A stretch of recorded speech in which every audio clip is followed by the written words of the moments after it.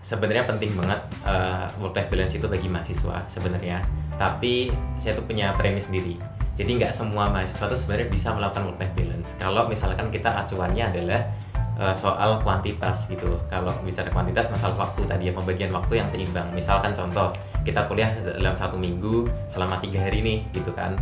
Terus supaya kita udah sibuk nih, stres gitu ya, kuliah dan lain sebagainya. Terus habis itu 3 hari kemudian kita liburan gitu. Kalau misalkan itu yang kita terapkan, menurut saya itu malah nggak semua orang bisa begitu gitu. Menurut saya nggak semua orang bisa gitu, karena ada mungkin teman-teman kita di luar sana yang jadi mahasiswa gitu ya, mereka tuh juga jadi generasi sandwich ya, teman-teman tahu ya, generasi sandwich yang mereka tuh sambil kuliah ya harus sambil bekerja gitu kan, harus menghidupi orang tuanya dan lain sebagainya gitu. Nah makanya daripada kita tuh fokusnya terhadap manajemen waktu gitu ya, kita menganggap semuanya equal secara waktu, mendingan kita menganggap bahwa work life balance itu fokus gitu, fokus terus.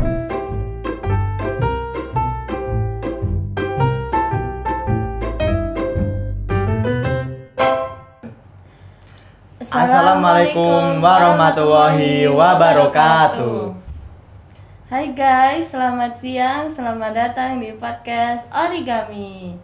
Saya Rizka dan rekan saya Yusuf akan menemani kalian dalam podcast kali ini dalam 30 menit ke depan yang bertema Work-life balance, optimalisasi manajemen waktu bagi mahasiswa. Yang akan berbincang dengan narasumber yang pastinya seru banget. Oh iya BTW kamu tahu nggak siapa itu work-life balance?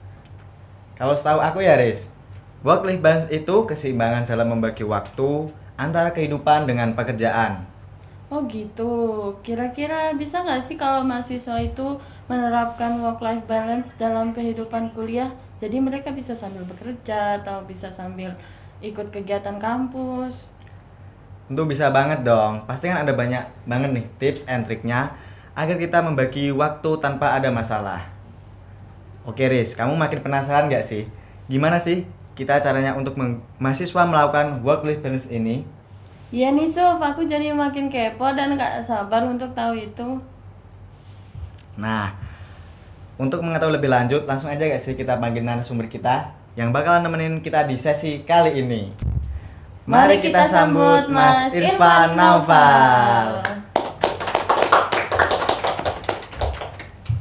Halo, assalamualaikum. Salam. Halo Mas Nova, selamat siang. Selamat siang. Gimana nih kabarnya Mas? Alhamdulillah kabar baik. Sekarang sibuk lagi jadi mahasiswa ya, sama kayak teman-teman. Cuman sekarang jadi mahasiswa S2 bedanya. Wah. Gitu. Biar yang nonton pada kenal sama Masnya, boleh dong perkenalan diri dulu. Ya, halo teman-teman semuanya. Kenalin, aku Irfan Anoval. Teman-teman bisa panggil Irfan gitu ya. Sekarang kesibukan sekarang masih jadi mahasiswa sama kayak Mas Yusuf sama Mbak Rizka ya. S2 di Fakultas Ekonomi Unisula. Terus kemudian secara profesional sekarang saya jadi program manager di salah satu foundation di organisasi non-profit namanya Indonesia Next Leader.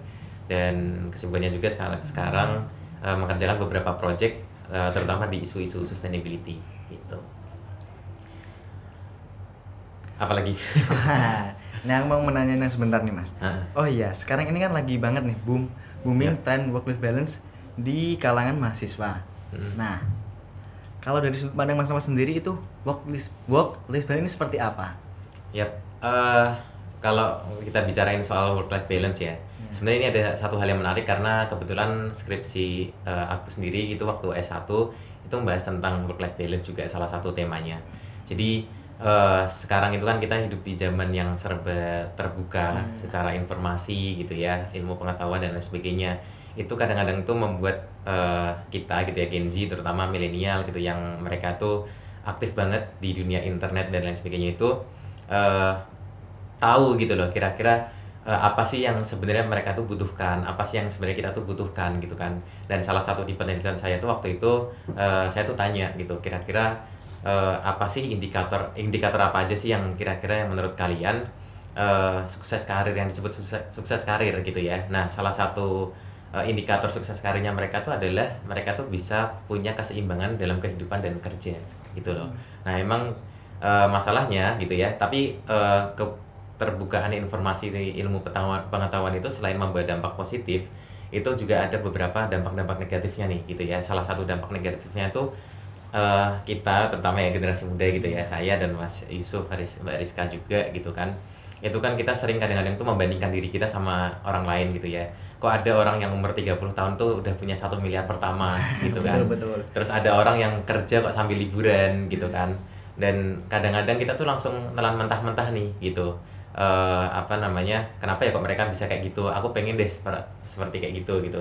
Padahal kalau kita lihat harusnya kayak hold, kalau kita misalnya dengar ada orang-orang kayak gitu ya, oh tunggu dulu, kita harus lihat gitu ya, kira-kira mereka ini kok bisa achieve seperti itu tuh, kira-kira mereka punya privilege atau enggak, atau ada banyak faktor-faktor lainnya yang istilahnya bisa mendukung untuk mereka seperti itu gitu. Jadi kadang-kadang itu yang membuat kita tuh jadi suka membandingkan diri dengan orang lain gitu ya, dan kita punya keinginan seperti itu. Nah tadi balik lagi masalah work life balance sebenarnya. Kalau work life balance sih sebenarnya, kalau tadi kan di pembukaan Yusuf sama Rizka itu bilang kalau misalkan work life balance itu lebih ke manajemen waktu ya. Kalau saya sih melihatnya lebih ke manajemen fokus sebenarnya. Jadi alih-alih kita tuh menyeimbangkan waktu gitu ya, tapi kalau menurut saya sih yang jauh lebih penting adalah menyeimbangkan fokusnya gitu. Nah nanti mungkin kita bahas lah gitu sambil lanjut. Kalau menurut Mas Noval sendiri, penting nggak sih work life balance ini untuk diterapkan bagi para mahasiswa? Penting, sebenarnya penting banget work life balance itu bagi mahasiswa sebenarnya. Tapi saya tuh punya premis sendiri. Jadi nggak semua mahasiswa tuh sebenarnya bisa melakukan work life balance. Kalau misalkan kita acuannya adalah soal kuantitas gitu. Kalau misalnya kuantitas, masalah waktu tadi ya, pembagian waktu yang seimbang. Misalkan contoh, kita kuliah dalam 1 minggu selama 3 hari nih gitu kan. Terus supaya kita udah sibuk nih, stres gitu ya, kuliah dan lain sebagainya.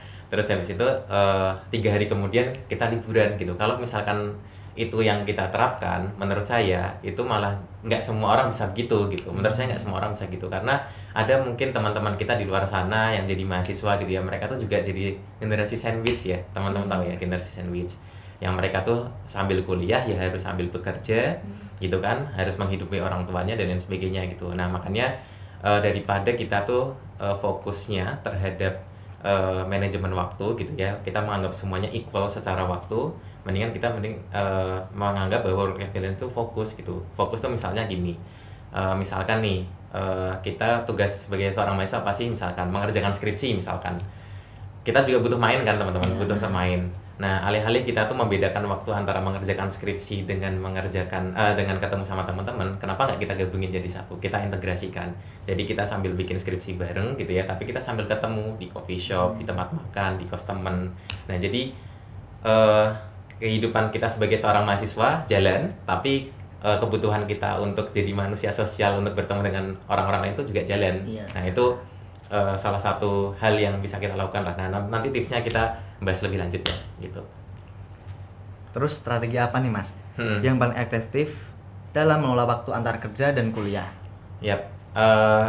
Kalau saya sih, kalau dari dulu pengalaman saya sebagai waktu dulu S1 ya, sekarang pun saya juga begitu gitu, karena saya tuh sekarang di Identity Leader itu kadang-kadang juga sambil kuliah ya, sambil harus keluar kota, bolak-balik ke Jakarta dan lain sebagainya. Kadang-kadang memang menguras waktu, tapi saya tuh selalu menerapkan beberapa 4 hal ini. Satu adalah kita harus tahu nih apa sih yang sebenarnya menjadi tujuan hidup kita gitu. Kita tuh arahnya mau kemana. Contoh misalkan saya waktu mahasiswa tuh saya set nih, pokoknya saya harus punya IPK sekian, karena IPK ini adalah acuan bagi saya kalau misalkan nanti mau ambil S2 sambil mau ambil S3, dan mungkin kalau misalkan nanti ada beasiswa dan lain sebagainya gitu ya. Jadi itu yang jadi acuan. Nah untuk sampai ke sana berarti kan kita butuh apa sih? Butuh strategi kan, butuh to-do list apa aja sih yang perlu kita siapkan, kita lakukan untuk achieve itu gitu kan. Nah kita harus tahu tuh, Yusuf juga misalnya kayak gitu, kalau kita pengen skripsi kita selesai, apa aja sih yang perlu dilakukan, kan pasti ada ya gitu, pasti harus ditentukan dulu. Itu yang pertama. Kedua adalah tadi aku sudah mention ya, sebenarnya mengintegrasikan antara kehidupan pribadi kita dengan kehidupan profesional kita gitu. Alih-alih tadi kita membagi waktunya sendiri-sendiri, nah kita coba untuk mengintegrasikan gitu ya. Contoh misalkan kita suka main game nih gitu, kita kuliah dari pagi sampai sore, pasti kan ada dong jeda waktu kuliah gitu. Nah, alih-alih kita membaginya misalkan malam ini aku harus full main game karena 1 hari kuliah, kita integrasikan nih gitu di sela-sela kuliah kita main game gitu maksudnya bukan waktu kuliah ya, tapi jeda antar kuliah gitu kita misalkan main game. Itu contoh mengintegrasikan. Terus yang ketiga, tahu prioritasnya. Nggak semuanya itu harus diporsikan sama ya tadi. Contoh waktu misalkan 3 hari kuliah kok 3 hari liburan gitu kan, nggak mungkin bisa, tapi harus ada prioritasnya gitu. Saya kemarin beberapa waktu lalu ya, saya tuh main ke rumahnya Pak Presiden Habibie gitu ya. Dan kebetulan saya tuh dikenalkan dengan beberapa orang yang kerja di Habibie Foundation. Lalu dia tuh cerita kata Pak Habibie waktu beliau jadi presiden, dia tuh selalu bilang gini, kok 1 hari kok hanya 24 jam ya gitu. Jadi dia butuh waktu lebih gitu loh untuk mengerjakan semua hal gitu, saking banyaknya hal yang harus dikerjakan sampai nggak punya waktu. Nah, maka kalau misalkan kita pakai caranya Pak Habibie itu kan harus ada prioritasnya gitu ya. Prioritasnya apa nih yang mau kita achieve gitu. Kalau misalkan kita mau achieve, skripsi kita harus selesai dalam waktu 3 bulan, ya itu harus porsinya lebih banyak gitu, fokusnya ke situ gitu. Mungkin masalah main, bertemu dengan keluarga dan lain sebagainya itu mungkin agak dikurangi gitu. Apalagi sekarang ada media sosial, kita bisa terhubung satu sama lain gampang kan gitu. Nah, terus kelima, kita harus sadar nih gitu ya. Kita harus sadar bahwa kita tuh akan selalu punya milestone gitu ya, atau titik tertentu yang kita mungkin udah achieve nih. Contoh, kalau kita sebagai mahasiswa achieve-nya adalah wisuda, selesai kuliah ya kan. Nah, next-nya apa nih? Adalah fokusnya ke karir gitu ya. Jadi kita jangan sampai berpuas diri terlebih dahulu gitu. Kita udah achieve wisuda gitu ya, udah lulus, terus itu udah ngerasa seneng, euforia dan lain sebagainya gitu. Tapi kita harus mikirin ke depannya mau ngapain. Nah, itu sih yang selalu aku lakukan ya, tahu tujuannya gitu kan, tahu prioritasnya gitu. Terus habis itu mengintegrasikan tadi yang antara waktu sama ini ya, waktu antara kehidupan pribadi sama profesional. Dan satu lagi itu sebenarnya ini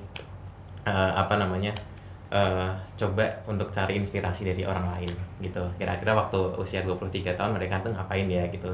Di usia saya misalkan 23 tahun mereka ngapain kok bisa umur 30 seperti itu kayak gitu. Nah, itu sih strategi-strategi yang bisa kita lakukan ya sebagai seorang mahasiswa gitu. Mantap sih, Mas. Jadi menjadi seorang mahasiswa itu butuh pertama ya prioritas tujuannya, terus membagi waktu antara kuliah dengan seperti kita keluarga gitu ya, teman gitu ya.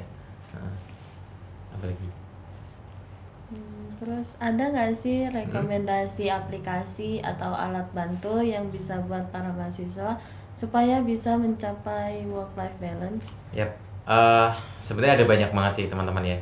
Kalau disebutin satu-satu tuh kayaknya apalagi ini jadi video tutorial ya. Cuman kalau saya sih yang selalu saya pakai itu tentu Google Calendar. Jadi dan beberapa tools lainnya ya. Kalau yang paling sering sih Google Calendar ya. Jadi di Google Calendar saya tuh udah di set gitu ya. Kira-kira kalau misalkan di jam sekian gitu ya, saya harus tutup laptop terus baca buku nih. Misalkan jam 10 malam. Jadi nanti ada alarm gitu ya untuk saya harus tutup buku, terus habis itu tutup laptop. Habis itu saya baca buku sampai jam 11 baru saya tidur dan lain sebagainya kayak gitu. Sebenarnya ada banyak banget. Tapi yang sebenarnya jauh lebih penting daripada tools gitu ya. Tools tuh teman-teman bisa cari lah dimanapun, di YouTube, di manapun itu gitu kan. Di mungkin ya podcast lainnya ya. Mungkin atau kita bahas nanti di podcast selanjutnya. Tapi yang jauh lebih penting adalah komitmennya dulu nih gitu kan. Kalau misalkan kita udah punya tools gitu ya, tapi kalau kita nggak komitmen ke situ gitu ya sama aja dong gitu. Nah, itu yang paling penting adalah komitmen. Terus kedua ekosistem nih gitu.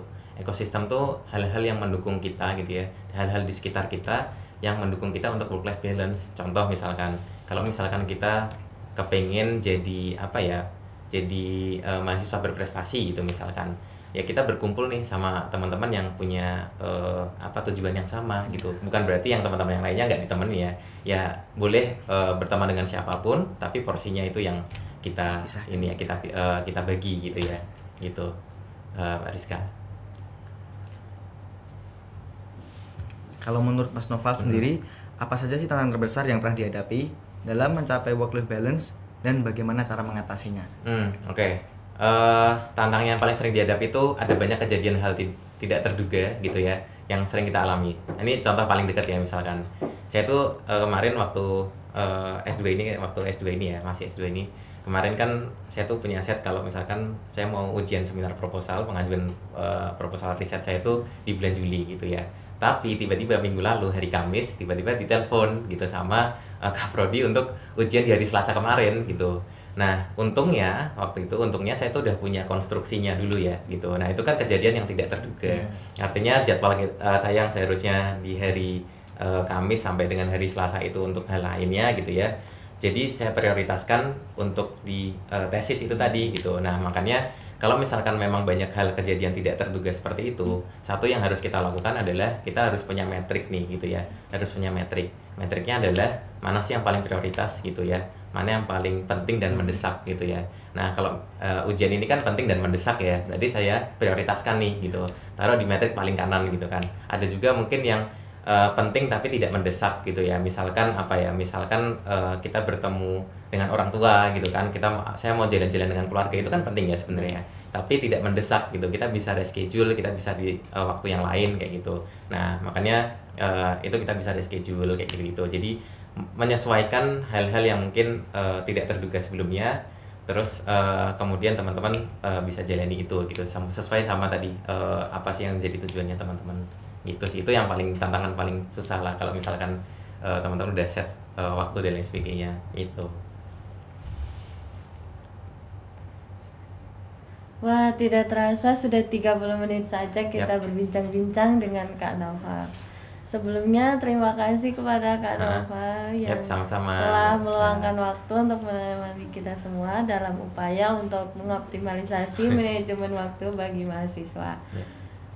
Mungkin sebelum kita tutup, Mas Noval ada kata penutup?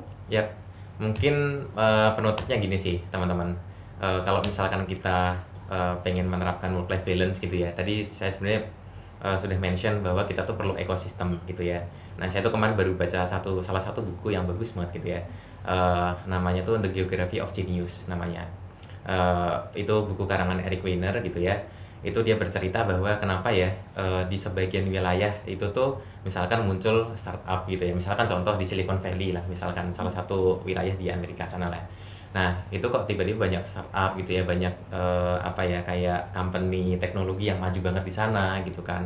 Terus kemudian ada banyak tabib di Cina. Nah, satu hal yang penulis bilang itu adalah karena setiap orang itu tuh punya ekosistemnya masing-masing di tempat itu gitu ya, di lokasi dia lahir, di lokasi dia bertumbuh itu harus punya pendukung. Nah, sama kayak kita kalau misalkan kepengen gitu ya jadi orang yang sukses ya, berarti hal-hal di sekitar kita tuh harus mendukung itu gitu. Nggak bisa kalau misalkan sekitar kita nggak mendukung tapi kita pengennya seperti itu. Misalkan contoh Pak Nadiem Makarim misalkan, Pak Nadiem itu kok bisa ya buat Gojek sebesar itu gitu di usianya muda.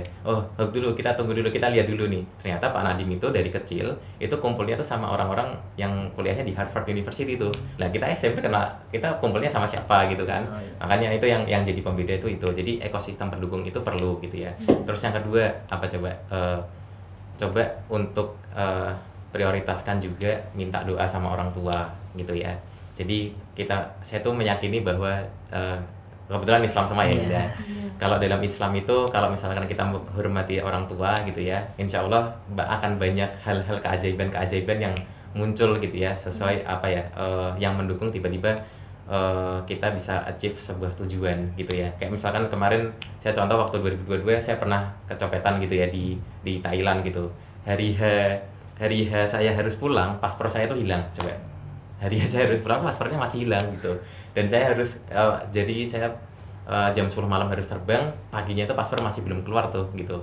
Nah, waktu itu saya telepon orang tua kan gitu, kayak Bu, nanti malam harusnya pulang gitu, tapi saya nggak cetak kalau paspornya hilang. Doakan perjalanannya lancar, bisa pulang malam ini gitu kan. Nah, terus saya ke KBRI, ke imigrasi gitu ya, harus ke KBRI, harus ke imigrasi tuh tutup nih, tutup, antriannya tuh habis gitu loh. Nah, terus kemudian saya berdoa, pokoknya saya berdoa dengan kebaikan sama orang tua, ya Allah semoga Engkau tolong gitu ya.